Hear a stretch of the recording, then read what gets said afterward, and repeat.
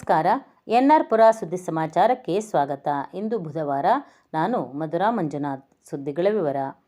ನರಸಿಂಹರಾಜಪುರ ತಾಲೂಕಿನ ಕಡಹಿನಬೈಲು ಗ್ರಾಮ ಪಂಚಾಯಿತಿ ವ್ಯಾಪ್ತಿಯ ಗುಳ್ಳದಮನೆ ಸರ್ಕಾರಿ ಕಿರಿಯ ಪ್ರಾಥಮಿಕ ಶಾಲೆಗೆ ಮಂಗಳವಾರ ದಾನಿಗಳು ಮಕ್ಕಳಿಗೆ ಕುಳಿತುಕೊಳ್ಳುವ ಡೆಸ್ಕ್, ಬೆಂಚ್ ಹಾಗೂ ದೀಪದ ಕಂಬ ಕೊಡುಗೆಯಾಗಿ ನೀಡಿದರು. ಬೆಂಗಳೂರಿನ ಪರ್ವ ಕಾನ್ಸೆಪ್ಟ್ ಲಕ್ಸುರಿ ಇಂಟೀರಿಯರ್ಸ್ ನಿರ್ದೇಶಕಿ ಟಿ. ಹೇಮಲತಾ ನಿರಂಜನ್ ಅವರು ಗುಳ್ಳದಮನೆ ಸರ್ಕಾರಿ ಶಾಲೆಯ ಮಕ್ಕಳಿಗೆ ಕುಳಿತುಕೊಳ್ಳಲು ಅನುಕೂಲವಾಗುವಂತೆ 30 ರಿಂದ 35 ಸಾವಿರ ರೂಪಾಯಿ ಬೆಲೆ ಬಾಳುವ ಡೆಸ್ಕ್, ಬೆಂಚುಗಳನ್ನು ಕೊಡುಗೆಯಾಗಿ ನೀಡಿದರು.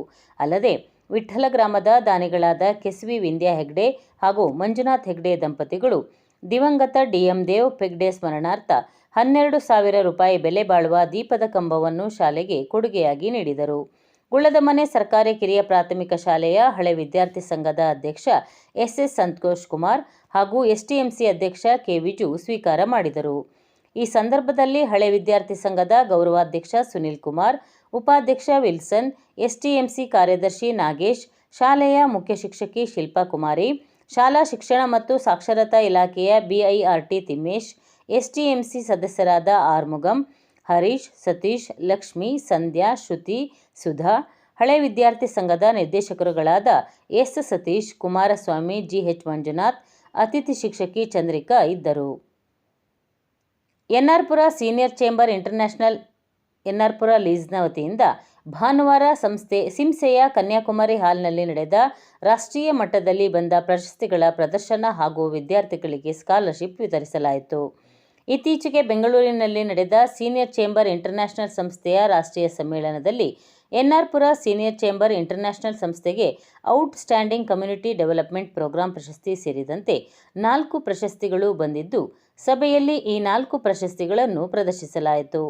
ಇದೇ ಸಂದರ್ಭದಲ್ಲಿ ಎಂಬಿಬಿಎಸ್ ಓದುತ್ತಿರುವ ಪ್ರತಿಭಾವಂತ ವಿದ್ಯಾರ್ಥಿ ಸೃಜನ್ ಹಾಗೂ ಇಂಜಿನಿಯರಿಂಗ್ ಓದುತ್ತಿರುವ ವಿದ್ಯಾರ್ಥಿನಿ ಕುಮಾರಿ ಪಾವನಿ ಸಿ. ಜೈನ್ ಅವರಿಗೆ ಸೀನಿಯರ್ ಚೇಂಬರ್ ಇಂಟರ್ನ್ಯಾಷನಲ್ ಸಂಸ್ಥೆಯ ರಾಷ್ಟ್ರೀಯ ಅಧ್ಯಕ್ಷ ಎಂ.ಆರ್. ಜಯೇಶ್ ನೀಡಿದ 10 ಸಾವಿರ ರೂಪಾಯಿ ಸ್ಕಾಲರ್ಶಿಪ್ ಅನ್ನು ಮಕ್ಕಳ ಪೋಷಕರಿಗೆ ನೀಡಲಾಯಿತು.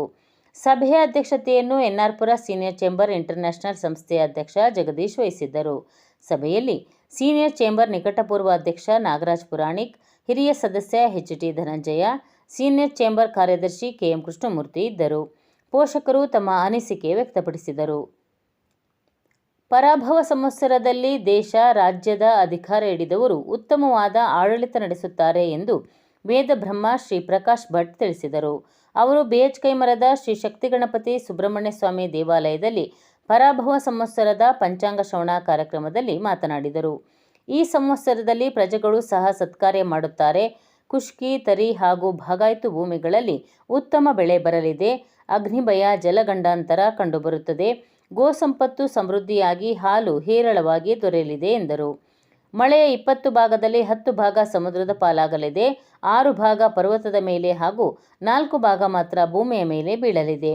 ಈ ಸಂವತ್ಸರದಲ್ಲಿ ಭಾರತ ದೇಶದಲ್ಲಿ ಗ್ರಹಣ ಕಾಣದೇ ಇರುವುದರಿಂದ ಗ್ರಹಣದ ಆಚರಣೆ ಅಗತ್ಯವಿಲ್ಲ. ಪರಾಭವ ಸಂವತ್ಸರ ಎಂದಾಗ ಕನ್ನಡ ಸೋಲು ಎಂದು ಅರ್ಥೈಸಿದರೂ ಯಾರೂ ಚಿಂತೆ ಮಾಡಬೇಕಾಗಿಲ್ಲ. ಪರ ಎಂದರೆ ಇನ್ನೊಂದು ಅಥವಾ ಶ್ರೇಷ್ಠ, ಉನ್ನತಿ, ಉತ್ತುಂಗ ಎಂದು ಅರ್ಥೈಸಬಹುದು. ಭವ ಎಂದರೆ ಜನ್ಮ ಎಂದು ತಿಳಿಯಬೇಕು. ಹಿಂದಿನ ಎಲ್ಲ ಸಂವತ್ಸರಕ್ಕಿಂತ ಈ ಸಂವತ್ಸರದಲ್ಲಿ ದೇಶದ ಜನರಿಗೆ ಒಳ್ಳೆಯದಾಗಲಿದೆ. ಸುಭಿಕ್ಷಾ ಕಾಲವನ್ನು ನಿರೀಕ್ಷೆ ಮಾಡಬಹುದು ಎಂದರು. ಪಂಚಾಂಗ ಶ್ರವಣಕ್ಕೂ ಮೊದಲು ಪಂಚಾಂಗವನ್ನು ದೇವರ ಮುಂದೆ ಇಟ್ಟು ಪೂಜೆ ಮಾಡಿ ಗುರುಗಳನ್ನು ಪ್ರಾರ್ಥಿಸಲಾಯಿತು. ಪಂಚಾಂಗ ಶ್ರವಣ ಕಾರ್ಯಕ್ರಮದಲ್ಲಿ ಸುತ್ತಮುತ್ತಲಿನ ಗ್ರಾಮಸ್ಥರು ಆಗಮಿಸಿದ್ದರು. ನರಸಿಂಹರಾಜಪುರ ಪಟ್ಟಣ ಹಾಗೂ ತಾಲೂಕಿನ ವಿವಿಧ ಗ್ರಾಮಗಳಲ್ಲಿ ಮಂಗಳವಾರ ಮಧ್ಯಾಹ್ನ 2:30 ಗಂಟೆಯಿಂದ 3:30 ಗಂಟೆಯವರೆಗೂ ಗುಡುಗು ಸಿಡಿಲಿನ ಆರ್ಭಟದೊಂದಿಗೆ ಭಾರೀ ಮಳೆ ಸುರಿದಿದೆ. ಬಿಸಿಲಿನಿಂದ ಕಂಗೆಟ್ಟಿದ್ದ ಜನರಿಗೆ ಮಳೆಯಿಂದ ಖುಷಿ ತಂದಿದೆ. ವಾತಾವರಣದಲ್ಲಿ ತಂಪಾಗಿದೆ. ಈಗಾಗಲೇ ಫೆಬ್ರವರಿ, ಮಾರ್ಚ್ ತಿಂಗಳಲ್ಲಿ 2 ಬಾರಿ ಮಳೆ ಬಂದಿದ್ದು, ಇದು 3ನೇ ಮಳೆಯಾಗಿದೆ.